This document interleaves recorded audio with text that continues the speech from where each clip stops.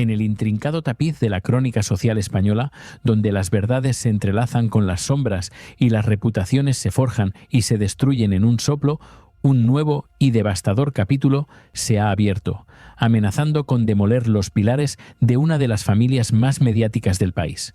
Lo que estás a punto de escuchar no es solo una mera anécdota de plató, sino la crónica de un cataclismo mediático que ha desvelado acusaciones tan graves que resuenan con la potencia de un terremoto, prometiendo transformar para siempre la percepción pública de sus protagonistas. Nos adentramos en un torbellino de revelaciones, donde la intimidad se expone sin piedad y la lealtad se disuelve en el éter de las redes sociales, dejando al descubierto heridas que parecían cicatrizadas pero que, en realidad, nunca dejaron de sangrar. Permanezcan atentos, porque la tempestad ha llegado. El epicentro de este huracán lleva un nombre: Cristina Cárdenas. Sus vídeos, una cascada imparable de acusaciones lanzadas con una ferocidad pocas veces vista, han encendido la pradera ya seca de la polémica. La que fuera en su momento una figura cercana al círculo de Rocío Carrasco ha emergido como una voz implacable, vertiendo una retahíla de señalamientos que no solo atacan a Rocío Flores y Antonio David Flores, sino que, en un giro escalofriante, arrastran a la ecuación a David Flores, el hermano, en una acusación tan grave como el maltrato. Este es el zarpazo inicial, una declaración que, si se comprueba su veracidad, podría cambiar el curso de muchas vidas y destrozar cualquier vestigio de paz familiar. Es casi incomprensible cómo una persona puede grabarse pronunciando semejantes barbaridades, profiriendo invectivas tan punzantes y que, aparentemente, las consecuencias tarden en llegar. La magnitud de estas afirmaciones, que van desde el señalamiento directo de maltrato hasta la manipulación, parece superar cualquier límite conocido de la exposición pública y la difamación. Quienes somos testigos de esta contienda, con apenas 2 dedos de frente, nos preguntamos dónde reside la línea entre la libertad de expresión y el ataque personal que raya, si no excede, los linderos de lo delictivo. La sorpresa y la indignación se apoderan de la escena, mientras el público asiste atónito a este espectáculo de destrucción verbal. Antes de que nos adentremos más en este complejo laberinto de acusaciones y defensas, te invito a unirte a nuestra comunidad. Si aún no lo has hecho, suscríbete a Olor a Farándula para no perderte ni un solo detalle de estas historias que sacuden los cimientos del corazón, y déjame en los comentarios desde qué rincón del mundo nos estás acompañando hoy en esta travesía por la verdad. Tu perspectiva enriquece este debate crucial. La narrativa de Cárdenas pinta a Rocío Flores como la artífice de una manipulación cruel, utilizando a su propio hermano, David, para infligir dolor a su madre, Rocío Carrasco. Este es un golpe demoledor, una acusación que no solo dinamita la imagen pública de Rocío Flores, sino que además siembra una semilla de duda y desasosiego sobre la dinámica familiar más íntima. La sombra de la manipulación planea sobre este drama, con la narradora afirmando que Rocío Carrasco vivía con un pánico constante a la hora de dejar a sus hijos solos, una revelación que añade capas de oscuridad a una historia ya de por sí turbulenta. La etiqueta de maltratadora que Cárdenas impone a Rocío Flores, con la vehemencia de una sentencia inmutable, se convierte en el estandarte de esta nueva e implacable embestida, un San Benito que, según ella, perseguirá a Rocío hasta el fin de sus días. La acusadora no duda en recordar a Rocío Flores sus propios escritos, esos tuits del pasado donde presuntamente vertía insultos y descalificaciones hacia su madre y su entonces pareja, Fidel Albiac. ¿Por qué no te sientas y pides perdón por el daño que tú le has hecho a tu madre? Interpela Cárdenas con una voz que no admite réplica, transformando el escrutinio público en un juicio moral sin apelación. Esta exigencia de perdón público se convierte en el leitmotiv de su discurso, un recordatorio constante de las faltas pasadas y la ausencia de una redención visible. La idea de que uno debe enfrentar sus delitos y pedir disculpas, especialmente cuando se exige el cese del hate en redes sociales, resuena como una verdad ineludible en este complejo entramado de conflictos personales y mediáticos. En medio de este torbellino de acusaciones, Cárdenas no se detiene ante nada, llevando sus señalamientos a un nivel de crudeza que roza lo impúdico. La exponent amiga no solo se mofa del aspecto físico de Rocío Flores, describiéndola con adjetivos denigrantes y crueles, sino que además se atreve a incursionar en su herencia cultural, aludiendo a sus raíces gitanas por parte de la familia paterna. Ahí no hay normas, ahí uno come cuando tiene hambre, se baña cuando ya huele. Espeta con un desprecio lacerante en una serie de comentarios que, lejos de ser informativos, se perciben como un ataque personal directo y sin escrúpulos. Este es un nuevo nivel de bajeza, un dardo envenenado que traspasa las barreras de lo tolerable, convirtiendo la crítica en una humillación pública sin precedentes. La conversación vira hacia las presuntas amenazas de Cárdenas a Antonio David Flores, advirtiéndole sobre la existencia de una grabación telefónica que, según ella, revelaría una paliza de Antonio David a Rocío Carrasco, con la propia Cárdenas como testigo. Si yo cojo la cinta, la pongo por aquí y toda España entera, y el rey y el mundo escucha lo que tu padre le hizo a tu madre la noche aquella del maltrato, de lo que yo fui testigo en mi casa, donde tu padre le dio una paliza a tu madre y las cosas que le dijo que tela. Si yo hago eso, tu padre hace, pongo, y tú hace, pongo. Acabo. Esta es una promesa de aniquilación mediática, una bomba de relojería que Cárdenas asegura poseer, dispuesta a detonarla si el conflicto escala. La tensión se dispara y la sombra de una verdad oculta, esperando ser revelada, se cierne sobre todos los involucrados. Este es un ultimátum, una declaración de guerra que podría cambiarlo todo. Pero las sombras no solo se ciñen sobre los Flores. Una nueva y escandalosa revelación emerge del ámbito de la última hora, directamente relacionada con Terelu Campos.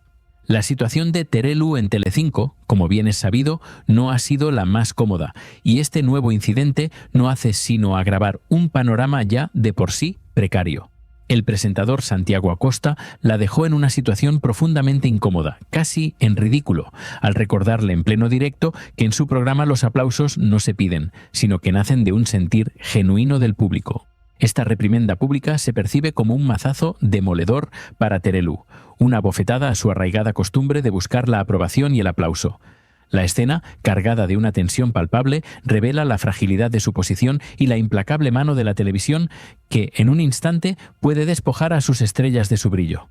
Sin embargo, lo que sucedió después sobrepasa cualquier expectativa de decencia y respeto. Jesús Manuel Ruiz, una fuente de información de peso en estos círculos, ha desvelado un episodio que ha dejado a la audiencia estupefacta. La aparición de Terelu Campos en un funeral en octubre de 2021. En un ambiente de luto y solemnidad, propio del fallecimiento de Begoña Sierra, fundadora del Bingo Las Vegas, Terelu irrumpió en el tanatorio con una actitud completamente ajena al dolor del momento. Su voz, fuera de lugar y en un tono elevado, se elevó sobre el silencio sepulcral, proclamando a los cuatro vientos la veracidad del documental de Rocío Carrasco. Este es un clímax de la hipocresía, un acto de profunda desvergüenza que desdibuja los límites entre la esfera pública y el sagrado respeto por los muertos. La escena, narrada con una indignación palpable, pinta un cuadro desolador de la ética periodística y personal. En aquel lúgubre escenario, Terelu Campos no solo validó la narrativa de Rocío Carrasco, sino que, además, no dudó en señalar a Antonio David Flores como maltratador y a Rocío Flores como mentirosa y pegamada. Un ataque frontal, desproporcionado y grotesco, lanzado en un lugar y momento tan inapropiados que provocó el asombro y la indignación de todos los presentes. La situación se tornó aún más inverosímil cuando Terelu intentó justificar la supuesta falta de calado del documental de Rocío Carrasco, culpando de su fracaso a los politicastros Irene Montero y Pedro Sánchez. Acusó a estos líderes políticos de haber ahuyentado a la audiencia, creando una distorsión de la realidad que nadie en el tanatorio pudo comprender. Este es un intento desesperado por reescribir la historia, una maniobra que solo expone la desesperación y la falta de autocrítica en un momento tan delicado. La indignación de los asistentes fue unánime. ¿Cómo era posible que en un lugar de dolor y recogimiento una figura pública se atreviera a politizar un evento tan íntimo y personal?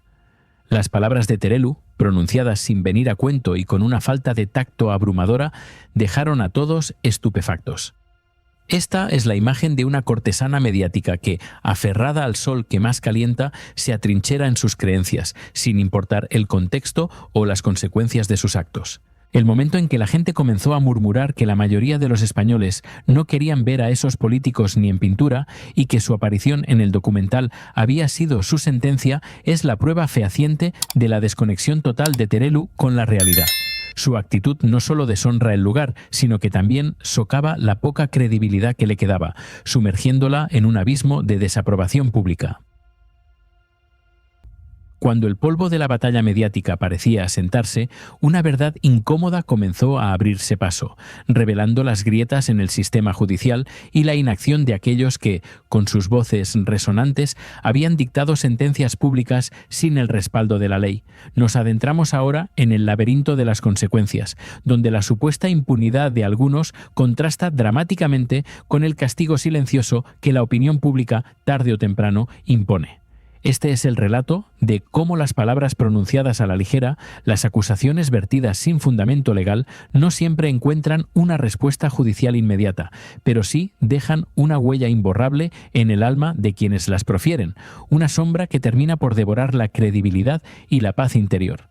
La verdad, inexorable, siempre encuentra un camino para emerger, aunque sea en el más íntimo de los susurros. En la vorágine de aquel documental que prometió revolucionar la narrativa social, se alzaron voces poderosas, con la ministra Irene Montero a la cabeza, que no dudaron en calificar a Antonio David Flores de maltratador, sin que existiera una sentencia judicial firme que lo respaldara. Este acto, de una gravedad constitucional incuestionable, generó una ola de indignación y una reacción legal por parte de diversas asociaciones, no directamente del afectado, que presentaron denuncias ante la Comisión Europea. Sin embargo, lo asombroso es el lento, casi glacial, avance de estas acciones legales. Desde el año 2021, las denuncias se encuentran en trámite, sumergidas en la burocracia europea, dejando una sensación de desamparo ante la celeridad con la que se había emitido un juicio público devastador. La justicia, a veces, parece mirar hacia otro lado, o simplemente moverse a un ritmo que no consuela a las víctimas de la calumnia. Antonio David Flores, en una muestra de una estrategia calculada y fría, optó por no formalizar directamente estas denuncias, manifestando que, aunque figuras como la ministra merecían denuncias como catedrales, prefería concentrar sus fuerzas. Su visión era clara: centrarse en aquellos frentes donde la victoria judicial era más probable, evitando dispersarse en batallas que podrían agotar sus recursos y su moral. Él mismo declaró que Irene Montero ya tenía bastante desgracia con lo suyo, una afirmación cargada de un subtexto implacable que sugería que la justicia divina, o al menos la del escrutinio público, ya estaba obrando. Esta decisión, lejos de ser un acto de resignación, se reveló como un movimiento táctico maestro, un ajedrez silencioso en el tablero mediático. Paradójicamente, desde el estreno del aclamado documental de Rocío Carrasco, la mayoría de las resoluciones judiciales han caído en contra de la propia Rocío Carrasco y de la productora La Fábrica de la Tele, ahora rebautizada como Las Osas Producciones.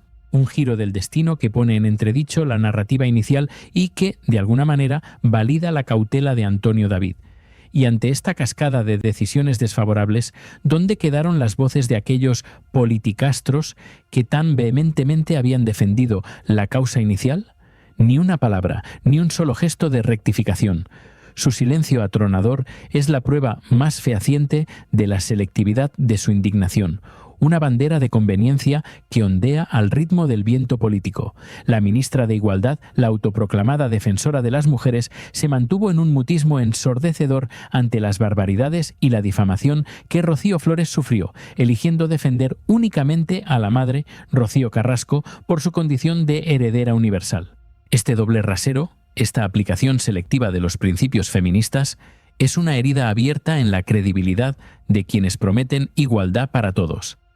¿Acaso la dignidad de una hija vale menos que la de su madre solo por las circunstancias de su herencia?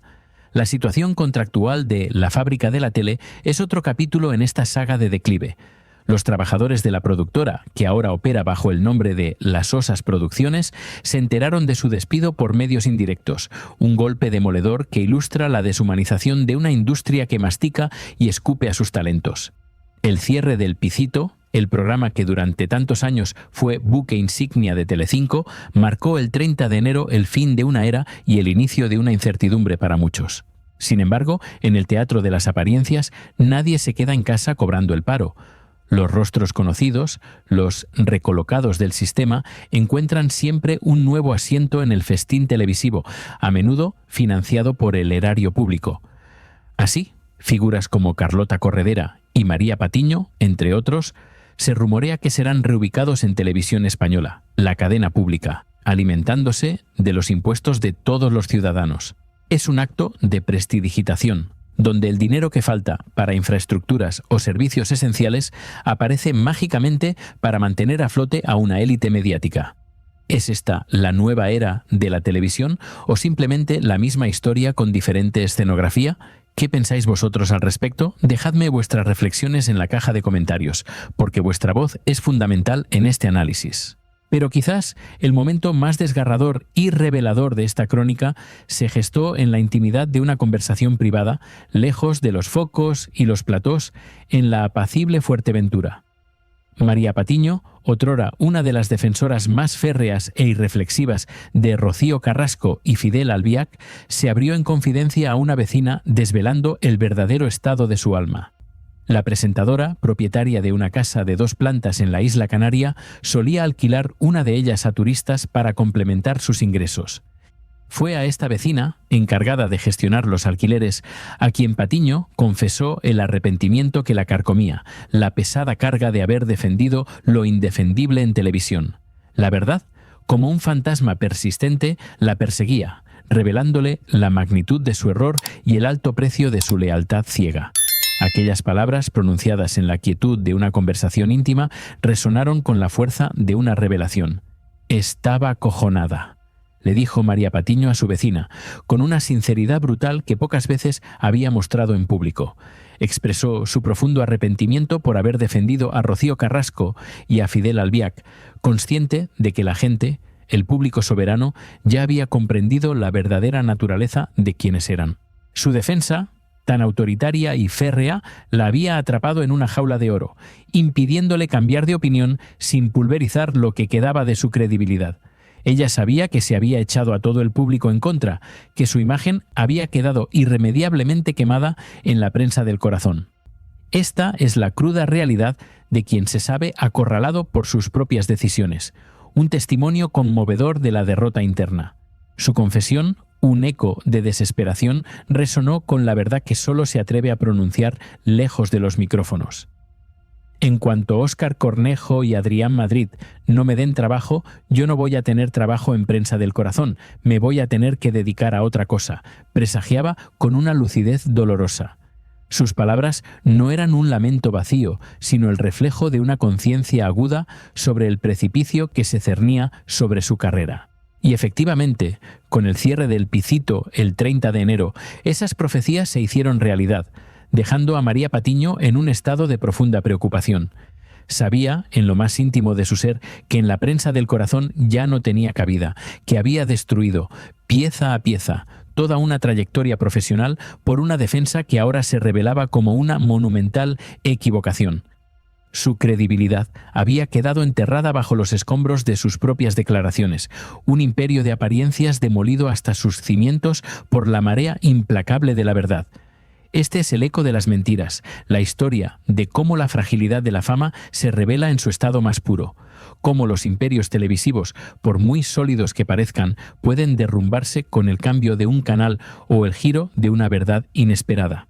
Los personajes que un día ocuparon el centro del escenario, dictando verdades y juicios, hoy se encuentran en la periferia, luchando por encontrar un nuevo espacio, un nuevo relato que les permita subsistir en el implacable mundo mediático.